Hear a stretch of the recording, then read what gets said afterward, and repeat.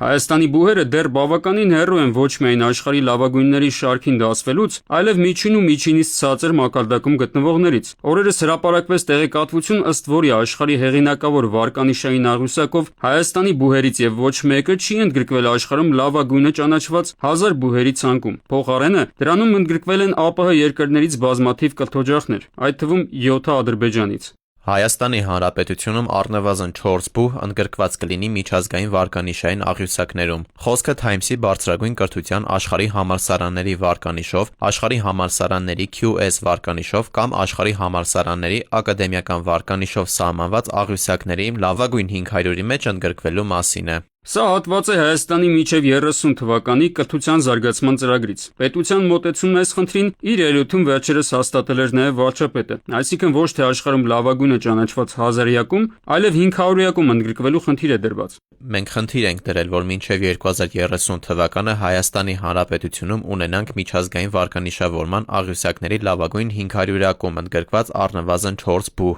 բայց ներկայիս կառուցվածքով եւ ֆիզիկական ենթակառուցվածքներով մեր բուհերը պարզապես ի վիճակի չեն հաղթահարել այդ նշաձողը։ Իսկ ինչ ասել է կառուցվածք ու ֆիզիկական ենթակառուցվածք։ Ինչ են ձեռք բերել վերջին տարիներին, ասենք ադրբեջանական 7 բուհերը, որոնք դեռ չկան մերոնց մոտ։ Համաշխարհային վարկանիշային աղյուսակներում բուհերը գնահատվում են նրանով, թե որքան հաճախ են այդ բուհերի դասախոսների եւ հետազոտողների հոդվածները օգտագործվում աշխարհի այլ գիտնականների կողմից։ Կոպիտ ասած, լավ համալսարանները արտադրում են գիտելիք, որն իր ազդեցությունը ունի աշխարհի գիտության վրա։ Հայաստանի բուհերում այդ գիտելիքի արտադրությունը դեռ ցածր մակարդակի վրա է։ Բարձրացնի, բայց այն գումարը չեն տալիս, որ կարողանան մեր գիտաշխատողները կամ բուհերի մասնագետները զբաղվեն գիտությամբ, այսինքն ֆինանսական լուրջ խնդիրներ կա, հասու չեն այդ առումով եւ կարծում եմ սա է հիմնական խնդիրը։ Դե ուզում ես գիտության մեջ առաջընթաց ունենալ, կարծում եմ պետք է դա